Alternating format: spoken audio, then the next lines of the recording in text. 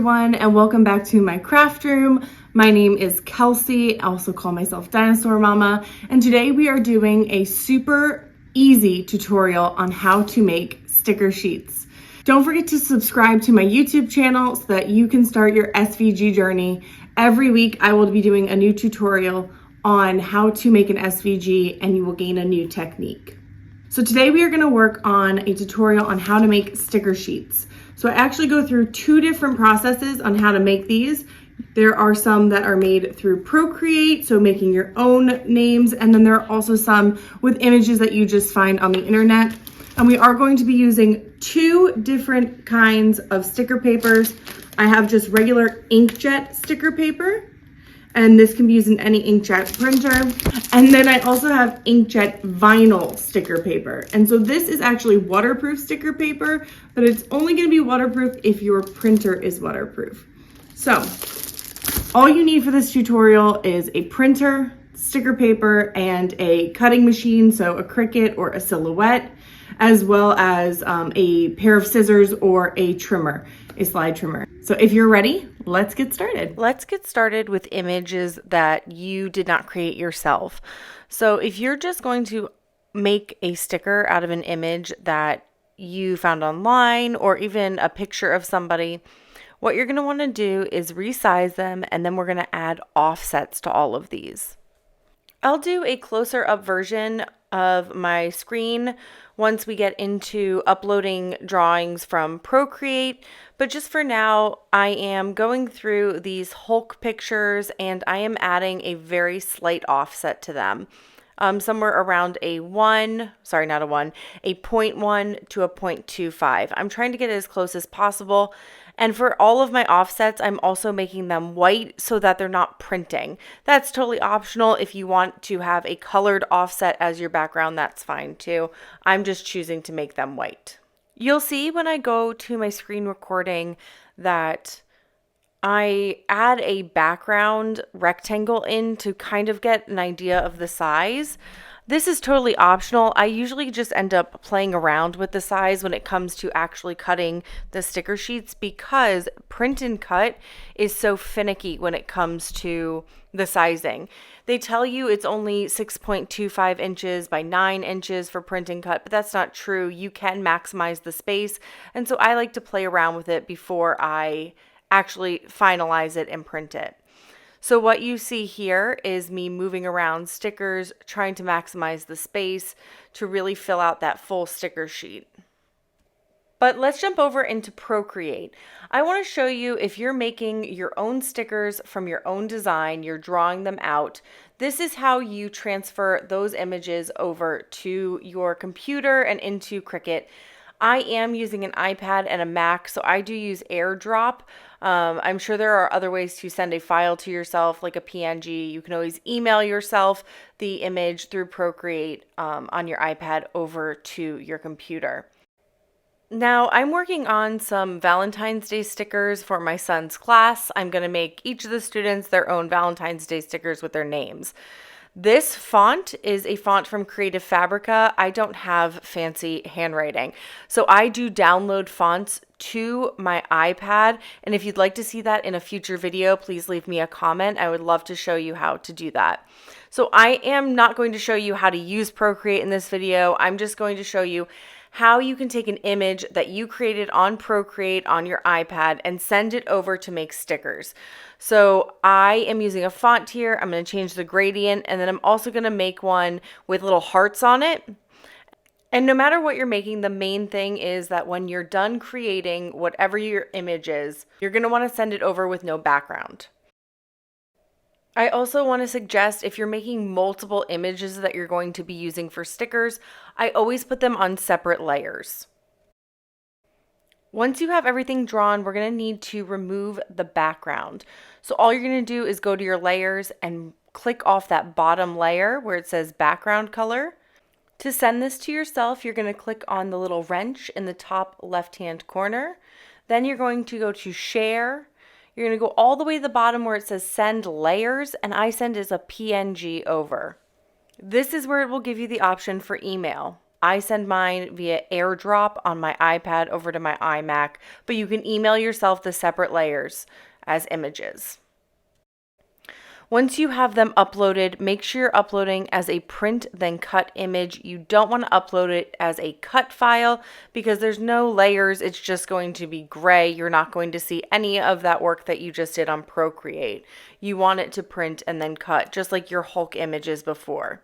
So I'm going to add these on to my canvas, and then I'm going to modify them very slightly. I'm going to add a slight black offset, and that's just my personal preference so that you can see the name a little bit better. That's totally optional. And then I'm also going to add that offset again so that it cuts around the name completely and adds a white background. If I leave it without that white offset in the back, it's going to cut out each letter. So make sure that you're adding that for this kind of instance, that offset in the back. You don't technically need to add it for images that are whole, but definitely add it for ones that have separate letters like a name. Now you'll see I grabbed a square or a rectangle out here. I'm just using this to kind of gauge a size and to give me a shape for a sticker sheet. This is not really anything for me to go off of because at the end, like I said, I mess around with the sizing. Because Cricut limits you, you can't put in that you want it to be an 8.5 by 11. So I actually start with a smaller area and then I just modify it as I go. So here you'll see I added in some hearts from Creative Fabrica. These are just clip arts that they have, and I will have to get into another video about these hearts. Like certain images that you download just don't print and cut properly. They're like jagged on the edges. I don't know how else to describe it. And so I had to modify them actually in Inkscape to be able to make them print and cut properly. So it wasn't like basically breaking my machine. And it's nothing wrong with the images. It's just, I think they're meant more for like sublimation, which is something that I don't do. And so I had to modify them. So you'll see I'm trying to add an offset here, and I actually closed out Cricut like multiple times because I was like, why is this not working? So I ended up adding my own offset after, and you see the white and the black offset on those names now. And just to talk about my offsets on those names, depending on how big something that you're adding an offset to is, will depend on how big your offset is.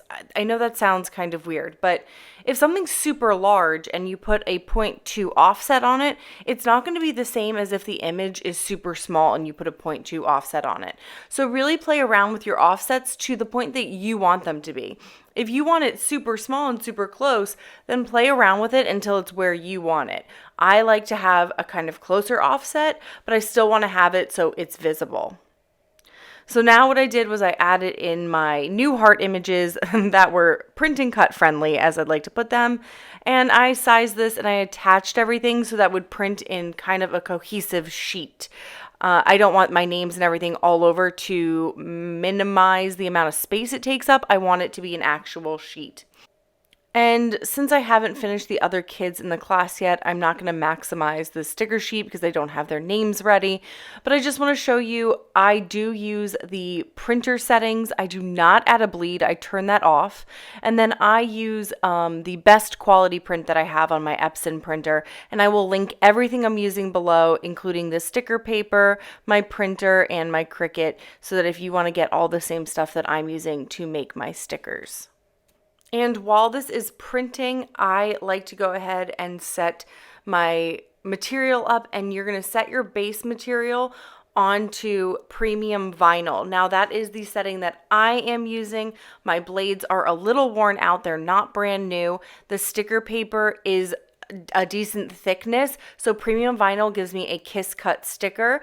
You should do a test cut on all your materials before using any settings that I suggest. I did just upgrade my printer to an Epson EcoTank.